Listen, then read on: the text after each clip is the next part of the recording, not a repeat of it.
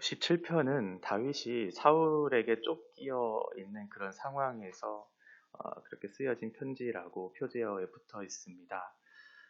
매우 두렵고 또 비참한 앞이 보이지 않는 막막한 상황 속에서 다윗이 현재 겪고 있는 그런 심정들을 생각하면서 이 시를 생각하고 묵상했으면 좋겠습니다. 아, 이 시를 묵상하면서 가장 크게 우리가 좀 생각해 볼 것이 무엇일까 생각해 보다가 우리 모두에게 있어서 은혜라고 하는 것이 얼마나 중요한가라는 생각을 해보게 되었어요. 우리는 누구나 어느 한 사람도 예외 없이 은혜가 필요한 사람이구나라는 생각을 하게 되었어요. 그것도 모든 사람에게 필요한 그 은혜가 한순간도 은혜 없이는 살 수 없는 존재구나라는 것들을 또한 생각하게 되었어요. 우리가 은혜 없이 살 수 있는 존재인가? 은혜가 우리에게 없다면 우리는 어떻게 살아가게 될까라는 생각을 하면 정말 두렵고 떨리고 무서울 것 같아요. 은혜 없이 어떻게 살 수 있을까라는 그런 생각을 하게 되는데 인생에 여러 가지 문제들을 부딪히잖아요, 우리가. 그리고 그런 문제들을 해결하기 위해서 여러 가지 방법들을 강구하고 노력해 보지만 결국은 한계에 부딪힐 때가 너무나 많이 있는 것 같아요. 왜냐하면 내 안에 있는 여러 가지 자원들을 통해서 지금 이 현재의 상황들을 헤쳐나가려고 노력하다 보니까 또 다른 문제에 부딪히게 되고 또 다른 문제에 부딪히게 되게 되는 것들을 경험하게 되죠. 왜냐하면 내 속에 있는 자원들 자체가 그리 깨끗하지 않다라는 것들을 보았기 때문에 그래요. 그래서 언제나 우리는 실패하죠. 지금 다윗이 얼마나 비참하고 어려운 상황 중에 있었겠어요? 왕으로서의 그런 지위들을 다 무너뜨리고 억울함 가운데 그런 죽음의 위기 속에 있는 다윗. 우리의 상황과 똑같이 적용해 볼 수는 없겠지만 그런 상황 속에서 다윗이 했던 그런 행동은 바로 하나님 앞에 피하는 것이다라는 것들을 깨달았던 것이죠. 우리가 은혜를 경험한다는 것은 어떻게 해야 은혜를 경험해야 된다는 것들은 우리는 알고 있어요. 정답이 무엇인지 우리들은 알고 있죠. 하나님의 말씀대로 살아내기 위해서 기도의 자리에 나아가서 하나님의 뜻을 구하면서 살아가면 하나님께서 그 가운데 은혜를 부어주셔서 우리가 하나님의 백성답게 아름답게 그렇게 살 수 있도록 우리를 만드실 텐데 우리는 그것들을 알잖아요. 그런데 그것을 알매도 불구하고 그렇게 하지 못하는 우리의 현실 속에서 우리는 낭망하고 또 다시 한번 하나님 앞에 은혜를 구하게 되는 것이죠. 그러니까 은혜는 무엇일까 생각해 보면 그 기도의 자리로 나아가게 하시는 것 자체가 은혜이다라는 것이에요. 그러니까 기도의 자리가 은혜의 자리인데 그 은혜의 자리로 나아가기 위해서도 은혜가 필요하다는 것이에요. 우리가 지금 기도하는 이 자리에 나와 왔지만 이 자리에 나오기까지도 수많은 싸움들이 있었을 거잖아요. 그런 자리에 나오는 것조차도 우리는 은혜가 필요한 사람이다라는 것들을 생각하게 하는 거죠. 그런 은혜가 없으면 우리는 어느 것 하나 온전히 살아갈 수 없는 그런 연약한 존재이다라는 것들을 우리는 생각하게 됩니다. 하나님이여 내게 은혜를 베푸소서 내게 은혜를 베푸소서 내 영혼이 주께로 피하되 주의 날개 그늘 아래에서 이 재앙들이 지나기까지 피하리이다. 내가 지존하신 하나님께 부르짖으며 곧 나를 위하여 모든 것을 이루시는 하나님께로다. 다윗은 지금 지존하신 하나님, 나를 위해 목숨도 아끼지 않고 그 모든 것들을 이루어 주시는 그 하나님께 피하고 있어요. 다윗이 피한 것은 맨 처음에는 굴이었잖아요. 지금 어두운 굴 속에 있어요. 어두운 굴은 아무도 찾지 않을 것이다 라고 하는 어떻게 보면 가장 안전한 곳으로 여길 수 있을 것 같아요.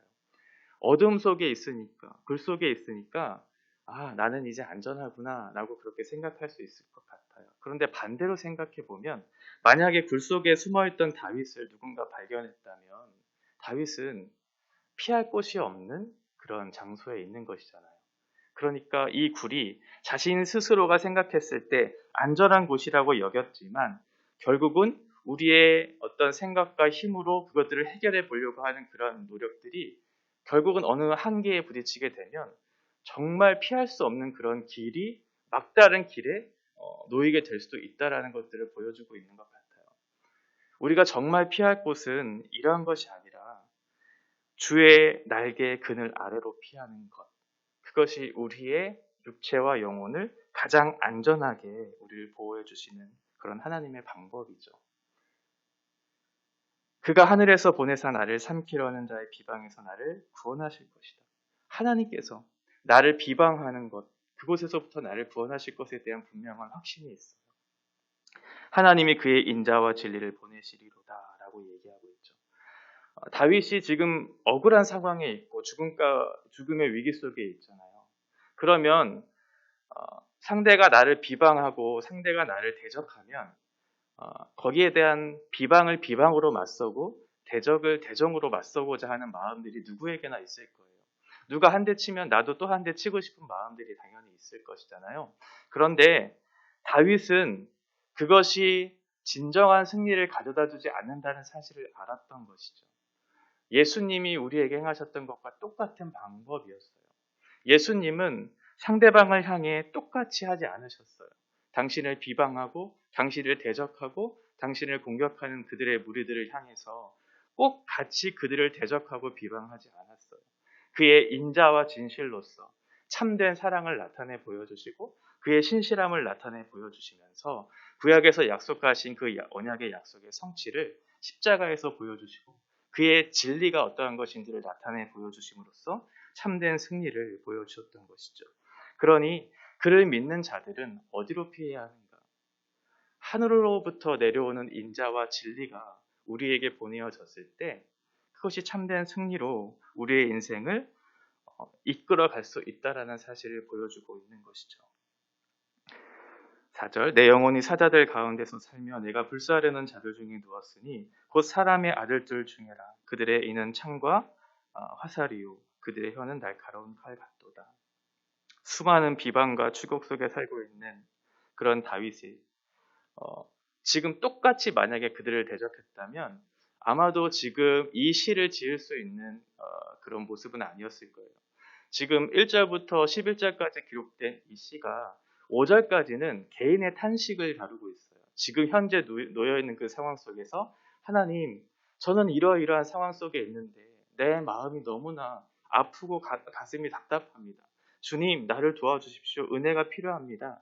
라고 하는 간절한 기도가 5절까지 쭉 이어지면서 5절과 11절에서는 하나님을 찬양하는 그런 모습들이 있거든요.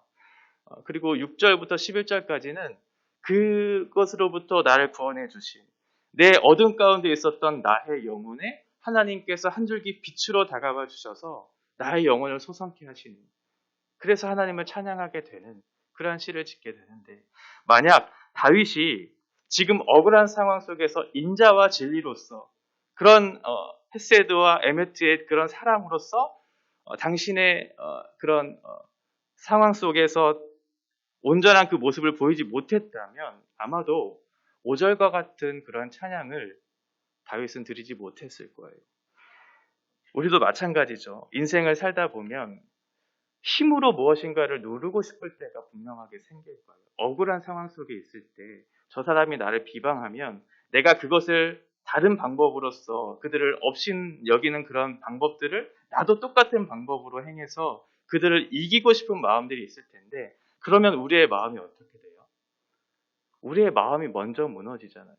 그런 상태에서 우리가 하나님을 예배하면 바른 예배를 드릴 수 없잖아요. 다윗도 마찬가지였어요.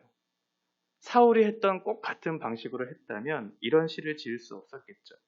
하나님을 찬양할 수 없었을 거예요. 하나님을 예배할 수 없었을 거예요.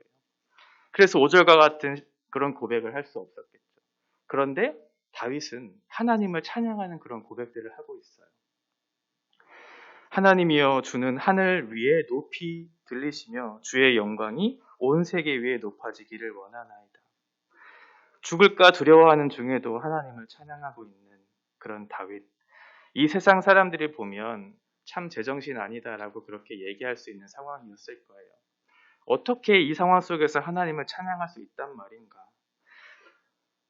외적으로는 아무런 변화가 없고 오히려 고통 중에 있는 상황 속처럼 보이는데 왜 이 속에서도 어떻게 하나님을 찬양할 수 있단 말인가라고 그렇게 생각할 수 있겠죠.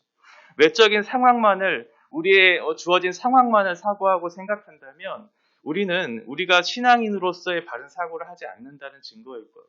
우리의 상황은 변하지 않았어요. 세상은 아프고 우리도 아파요. 그런데 우리가 그 속에서 기뻐하고 즐거워하고 감사하고 소망할 수 있는 근거가 어디에 있을까요? 우리의 가난이 우리의 삶을 움직이고 있나요? 우리의 외적인 질병의 문제가 나의 영혼을 짓누르고 있나요? 이 땅에 있는 많은 사람들의 잘됨 속에서 상대적인 박탈감을 느끼면서 내 영혼은 불안하고 불행하구나라고 느끼고 있나요? 그렇지 않죠. 외적인 상황은 변하고 나에게 있어서 그것이 큰 충격으로 다가올지라도 나의 내면의 상태는 하나님으로 인해서 기뻐할 수 있어요. 어둠 속에 있었던 나의 영혼 가운데 한 줄기의 빛으로 다가오신 예수 그리스도로 말미암아 내 영혼을 소성케 하시고 나와 함께 하시는 그 하나님으로 인해서 기뻐하는 것, 그것이 신앙인의 태도인 것이죠. 다윗이 했던 그 지금의 고백이 그런 신앙인의 고백의 모습일 것입니다. 상황은 바뀌지 않았지만 입술에는 찬양이 넘쳐 흐르는 그런 다윗의 고백이 5절에 아름답게 기록되어 있습니다. 6절 그들이 내 걸음을 막으려고 그물을 준비하였으니 내 영혼이 억울하도다. 그들이 내 앞에 웅덩이를 팠으나 자기들이 그 중에 빠졌도다. 셀라. 하나님이여 내 마음이 확정되었고 내 마음이 확정되었사오니 내가 노래하고 내가 찬송하리이다. 내 영광아 깰지어다. 비파야 수금아 깰지어다. 내가 새벽을 깨우리로다. 지금 억울하지만 결국 승리하게 하시는 하나님을 맛보게 되었죠. 원수들의 힘, 원수들의 그런 세력 속에서 자기의 자원으로 해결하려고 하지 않았던 다윗, 하나님을 의지하고 하나님의 인자와 진리를 의지해서 살아보고자 했던 다윗. 그가 맛보았던 것은 결국 아름다운 승리였고 하나님에 대한 찬송의 결과를 우리에게 맞게 되었던 것을 보게 되죠. 다윗은 어둠 속에 있었어요. 매우 외적인 상황도 내적인 상황도 침울한 그런 어둠 속의 상황이 있었어요. 그런데 다윗은 그 속에서 영원히 살아나는 것들을 보았어요. 왜 그랬을까요? 그 기도 속에서 하나님과의 깊은 교제를 누렸겠죠. 그래서 하나님께서 나의 영혼을 소성케 하는 것들을 맛보았겠죠. 지금 이 기도 이후에 다윗의 상황이 변했을까요? 다윗은 변하지는 않았어요. 그 이후에도 블레셋으로 끌려간 이후에도 계속해서 그 비참한 상황들을 다윗은 맞이하게 됐거든요. 우리가 성경을 보면 잘 알 수 있듯이 다윗은 왕으로서의 권위를 내려놓고 도망자로 쫓겨나가고 나중에는 수염에 침을 질질 흘리면서 아주 비참한 그런 외적인 상황들을 맞이하게 돼요. 하나님께서 이 기도를 통해서 외적인 상황들을 바꾸어 주시지는 않았지만 다윗이 하나님을 마음껏 찬양할 수 있었던 근거는 그런 어떤 외적인 것이 아니었다라는 것이죠. 내 영혼을 깨끗게 하시고 소성케 하시고 한 줄기의 빛을 비추어 주심으로 하나님을 하나님으로 찬양할 수 있는 그런 근거들이 하나님 앞에 있다는 것들을 보았고 그 속에서 즐거워할 수 있었던 것이죠. 그래서 지금 하나님을 향한 찬양으로 마무리하고 있는 거예요. 원수들은 비록 나를 대적했고 비방했지만 그럼에도 불구하고 내가 하나님을 찬양할 수 있게 되었습니다. 그것이 하나님께서 베풀어 주신 인자와 진리로 말미암은 것입니다. 라는 그런 고백을 하고 있는 것이죠. 9절 주여 내가 만민 중에서 주께 감사하오며 뭇 나라 중에서 주를 찬송하리이다. 무릇 주의 인자는 커서 하늘에 미치고 주의 진리는 궁창에 이르나이다. 하나님이여 주는 하늘 위에 높이 들리시며 주의 영광이 온 세계 위에 높아지기를 원하나이다. 제가 신대원 다닐 때 많은 전도사님들이 계시잖아요. 아주 열심히 공부를 하시면서 한국교회 미래를 위해서 수고하셨어요. 그런데 많은 분들이 그 물질 때문에 많이 힘들어하셨어요. 학비가 없어서 보통은 이제 학기가 시작되기 전에 학비를 내고 나서 공부를 하잖아요. 근데 신대원은 조금 특수해서 다 못 내도 공부를 할 수 있게 해주셔요. 그래서 매달마다 조금씩 이렇게 납부를 해요. 그런데 그 학기 중에도 납부를 다 하지 못해서 방학 중에도 납부하시는 분들이 계세요. 그만큼 어렵게 그렇게 생활하시는 분들이 너무나 많거든요. 그런데 교회에서 사역을 하면서 이렇게 공부까지 하려면 너무나 힘들 텐데 교회에서도 그런 부분들을 잘 책임져 주지 않으시는 교회들이 많아요. 사례는 계속해서 늘어나지는 않고 또 학비를 대주는 그런 교회도 많지 않거든요. 제가 청년 때 섬겼던 그 교회에서 당시에 청년부 담당하셨던 전도사님의 사례가 70만 원이었어요. 그때가 거의 한 20년 가까이 됐던 때였거든요. 그런데 제가 처음 사역했던 교회에서 제가 똑같은 위치였거든요. 전도사로 청년부 사역을 하는데 저도 딱 70만 원 받았어요.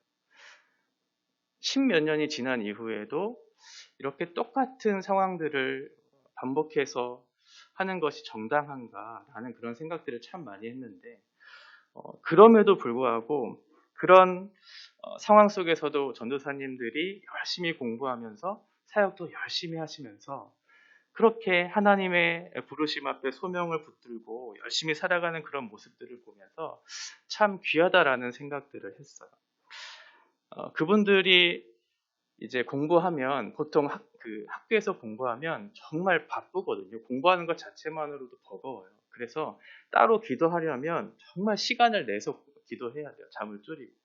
그런데 늘 밤이건 낮이건 그 학교에 있는 소래교회 예배당에 가면 늘 하나님을 찾고 구하고 그렇게 기도하는 사람들이 너무나 많았어요. 그러니까 자신의 어떤 경제적인 상황 속에서 어려움 속에서도 울면서 기도하는 것도 있었고 자신의 무지함 때문에 하나님 나는 무지한데 하나님의 말씀을 전하기에 부족한데 또 영혼을 사랑하는 그 사랑이 없는데 또 능력이 부족한데 라고 하면서 하나님 은혜를 주세요 라고 기도하는 많은 그런 전도사님들이 많이 계셨어요.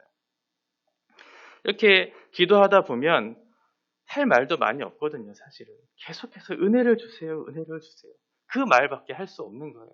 너무나 하나님의 은혜를 간구하며 나아갈 수밖에 없는 상황이니까요.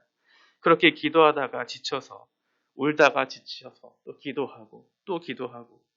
그러면 어느 순간 그 예배당, 그 기도처가 잠잠해질 때가 있어요. 그때 그 가슴을 치고 하나님 도와주세요, 은혜를 주세요 라고 하면서 기도하던 수많은 전도사님들이 그 입술의 마지막에는 하나님을 원망하는 게 아니라 그 어려운 상황 중에 일하시고 나를 부르셨다는 그 감사함에 여기저기서 찬양이 막 흘러나와요. 그들의 상황은 변하지 않았거든요. 경제적으로도 여전히 불안하고 부족해요. 그리고 삶은 힘들어요. 내가 감당할 수 없다라는 사실을 알아서 은혜를 달라고 하나님 앞에 구하며 나아가는 그 전도사님들이 막 하나님을 기뻐하면서 찬양하는 거예요. 그러니까 지금 다윗도 똑같잖아요. 다윗이 외적으로 봤을 때는 지금 찬양할 수 있는 그런 상황이 아니거든요. 죽음의 위협이에요. 원수들의 비방이 막 대적들이 나를 올가매고 있어요. 억울해요. 그런데 하나님을 찬양하는 것이죠. 그들이 하나님을 찬양하는 모습들을 보면서 정말 저 영혼이 너무나 아름답다. 어떻게 그 하나님을 이 어려움 속에서도 찬양하며 기뻐하며 주님 앞에 나아가는 그런 모습들이 어디로부터 온 것일까라는 생각들을 많이 해요. 그들의 영혼 가운데 지금 비록 나는 외적으로는 어두움 가운데 있는 것 같은 상황이지만 내 영혼의 어두움 속에 있었던 그 상황 같이 보이는 그 현실 속에서 하나님께서 찾아와 주시고 그 영혼의 한 줄기의 빛으로 다가와 주셔서 그렇지 내가 하나님의 그늘 아래에 있다는 사실로 인해서 기뻐하고 그 사실로 인해서 내가 감사하고 내 영혼이 안전하다라는 것들을 비로소 깨닫게 될 때 그때 하나님을 찬양할 수 있게 되는 것이죠. 하나님, 이런 기도가 나에게 필요하고 이러한 상황이 나에게 필요합니다. 그래서 그 상황이 변했을 때 하나님, 그것이 나에게 은혜입니다 라고 해서 하나님을 찬양하는 것이 아니라 그 상황이 변하지 않았어도 하나님께서 하나님 되어주심을 나한테 비추어 주셨고 어둠 속에서 일하시는 하나님을 만났을 때 그러함에도 불구하고 내가 하나님을 찬양할 수 있는 것이죠. 그것이 신자가 누릴 수 있는 최고의 복이겠죠. 그러한 은혜가 우리 안에 있었으면 좋겠습니다. 우리가 지금 어떠한 상황에 있는지 다 모르겠어요. 그런데 우리가 주의 그늘 아래에 있다면 그 안에 하나님께서 나를 감추시고 보호하고 계시다면 우리는 기뻐할 수 있고 감사할 수 있는 근거가 거기에 있다는 사실을 잊지 않았으면 좋겠어요. 그래서 하나님을 마음껏 찬양하는 그러한 사람들이 되었으면 좋겠습니다. 그러한 교회로, 그러한 성도들로 저와 여러분들이 바로 서서 하나님을 찬양하는, 그래서 기쁨과 감사함을 누리면서 이 땅을 살아가는 그러한 사람들이 되었으면 좋겠습니다. 기도하겠습니다. 하나님 아버지, 우리는 참 은혜가 많이 필요한 사람들입니다. 우리가 잘 산 것처럼 여겨져서 잘했다, 이제는 이렇게 살아가면 되겠다 라고 생각할 때에도 또다시 넘어지는 것들을 보게 됩니다. 정말 하나님의 은혜가 아니면 한순간도 살아갈 수 없다는 사실을 깨닫는 저희들에게 날마다의 은혜를 베풀어 주시기를 원합니다. 비록 우리의 상황은 변하지 않을지라도 그 속에서 우리를 위해 일하시는 하나님을 볼 수 있는 눈을 열어주시고 주의 그늘 아래 참된 영혼의 안식과 만족과 기쁨이 우리 안에 있어서 우리의 입술로 우리의 삶으로 하나님을 찬양하며 기뻐하는 삶을 살 수 있도록 주께서 함께하여 주시옵소서. 예수님의 이름으로 기도합니다.